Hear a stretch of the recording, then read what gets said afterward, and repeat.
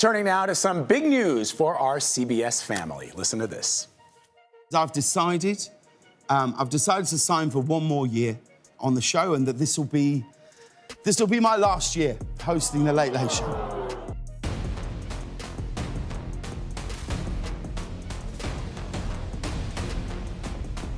You ever get that rush when somebody who's been smiling in your face finally gets caught out for who they really are? Now picture that, but on blast, with Carpool karaoke sprinkled in, and you've got the messy, glorious collapse of James Corden. The man went from sweet British comic next door to Hollywood's public enemy #1 quicker than he could say, spill your guts or fill your guts. And let's be real, people saw this train wreck coming ages ago. When the presenters are up here and when the recipients are receiving their awards, don't stand at the back of the stage with your hands in your pockets. James didn't just trip on his own ego.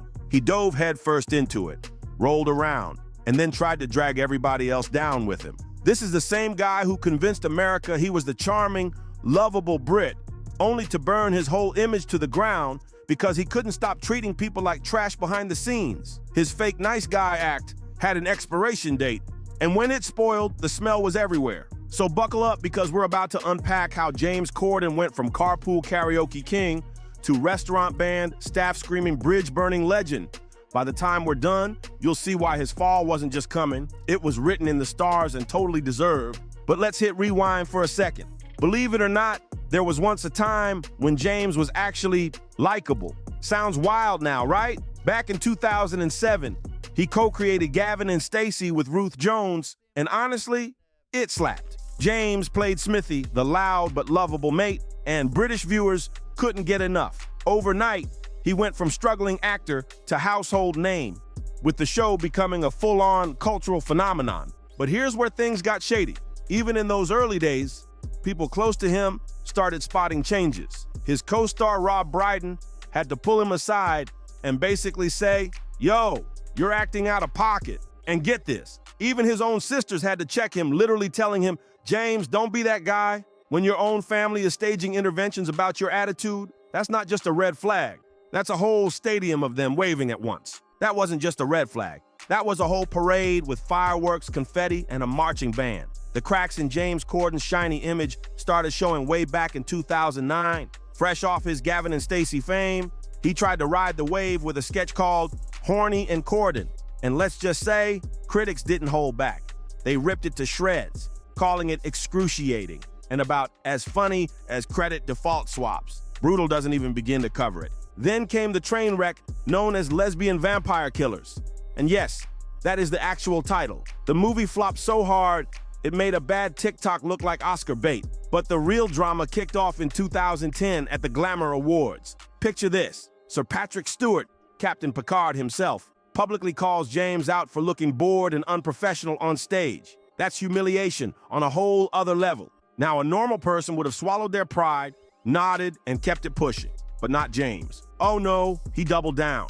He clapped back at a legend, basically telling Patrick Stewart he was dying on stage. The audacity was insane, and it showed the world that James wasn't just cocky, he was reckless with it. Fast forward to 2014, and CBS made one of the strangest moves ever, handing this relatively unknown Brit the keys to the Late Late Show, replacing Craig Ferguson. Americans were like, "James, who?" But CBS had a secret weapon up their sleeve: Carpool karaoke. And to be fair, that was a stroke of genius. Watching Adele belt her lungs out while James swerved through traffic was genuinely hilarious. The segment went insanely viral, pulling in billions of views and painting James as the lovable, goofy Brit everyone wanted to hang with. Suddenly, he was everywhere, hosting award shows, popping up in movies, and being sold as America's new favorite British import. But here's the catch with viral fame: it covers up a whole lot of dirt. While the audience saw a bubbly host spreading joy, the people working behind the scenes were getting a completely different James. The shiny nice guy mask really started to slip when James pulled up on Jimmy Kimmel Live. They played Spill Your Guts or Fill Your Guts, and Kimmel threw him the easiest question ever: name 2 of your cameramen. Name 2 of the cameramen in this room. It's a different crew tonight, actually. Simple, right? But James froze. After working with those guys every single day, he couldn't name a single one. That wasn't just awkward. That was proof he didn't even bother to respect the people making him look good on TV. Then in 2017, things got way darker. Just days after the Harvey Weinstein scandal exploded, James thought it'd be funny to make jokes about it at a gala. Yeah? Right here in LA, it's so beautiful. Harvey Weinstein has already asked tonight up to his hotel to give him a massage. Read that again. The crowd instantly turned ice cold, and actress Rose McGowan didn't hold back. She straight up called him a piglet, and honestly, she nailed it. Reading the room has never been James's strong suit, and this moment put it on full display. By 2019, the internet dragged him into the lion's den. James dared to do a Reddit AMA, basically walking into the Coliseum with steak sauce dripping off him. And the comments were ruthless. Fans, ex-co-workers, and even randoms piled on with story after story. Entitled, aggressive, constantly yelling and treating service staff like trash. One person even said he was a massively entitled jerk who humiliated waiters for sport. James answered a handful of questions before bolting out of there faster than someone rage-quitting a group chat after sending the wrong text. And the verdict was clear. The internet had spoken, and they weren't fans. But if you thought his reputation was already bad, just wait until you hear about his movie career. Because honestly, it's a crash course in how to ruin your name in Hollywood. Step 1, Cats. James played a terrifying CGI furball that haunted people's nightmares. The film was such a colossal disaster that James admitted he never even watched it himself. I don't know, I haven't seen it, so I've not watched the film. Picture this. You're so ashamed of your own work that you won't even sit through the premiere. That was James after Cats, and instead of learning his lesson, he doubled down with The Prom. A straight guy taking on a gay role, but doing it with every offensive cliche imaginable. It wasn't representation, it was parody. Like watching someone's drunk uncle stumble into drag night. Painful, cringeworthy, and a total miss. But the scandal that really blew the mask off came at Balthazar Restaurant in New York. The story? His wife's omelet wasn't cooked right, and James allegedly went full Karen meltdown. He screamed at the staff, told them they didn't know how to do their jobs, and caused such a scene that the owner himself stepped in. The man didn't just complain quietly, he publicly blasted James, calling him a tiny cretin of a man and the most abusive customer in 25 years. That's humiliation you don't walk away from. James tried to backpedal, saying he never yelled or screamed. But come on, when a respected restaurant owner puts you on blast like that, it's not a misunderstanding. It's a whole pattern being exposed. And once that crack opened, the flood poured in. Directors came forward calling him the most difficult presenter they'd ever worked with. Writers accused him of trying to lowball their pay. Crew members and random passengers told stories of him ignoring his wife and child on flights, barking orders at busboys, and acting like the rules never applied to him.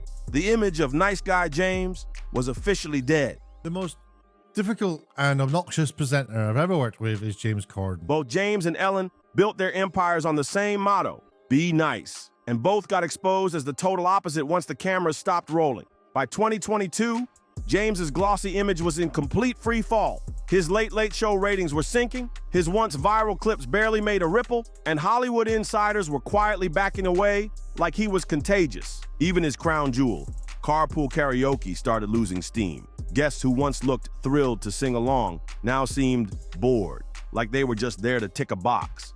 The magic was gone, and the writing was all over the wall. By April 2023, James waved the white flag and announced he was leaving the show. He spun it as wanting more family time. Cute excuse, but let's be real.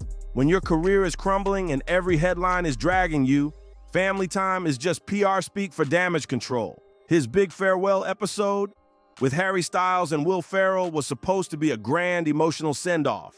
Instead, it felt more like a funeral, and not the sad kind. The kind where everyone's low-key relieved it's over. And CBS? They didn't even bother replacing him with another host. They just axed the slot altogether and moved on. That's Hollywood's ultimate slap in the face. Not only are you gone, you're forgettable. So why does James Corden's downfall feel so satisfying to watch? Simple. Everyone knows a James. That fake friendly type who smiles in your face but treats waiters, staff, and even their own co-workers like dirt. James was that guy who loved to take credit for everyone else's grind, then play the victim the second somebody called him out. For years, he sold America on this image of a lovable Brit who just wanted to make people laugh. but the mask was always slipping. The truth? He showed us who he really was over and over again. We just weren't paying attention. The entitlement, the temper tantrums, the way he dismissed anyone who couldn't boost his career. It wasn't new. It was baked in from the start. His downfall wasn't some shocking tragedy. It was karma finally clocking in on overtime. And honestly, it couldn't have landed on a more deserving guy. Sometimes the universe serves justice with perfect timing, and this was one of those moments. Watching a man who built his empire on fake smiles and forced kindness get exposed for the arrogant diva he really was. That's not just satisfying. That's poetic justice. But what about you?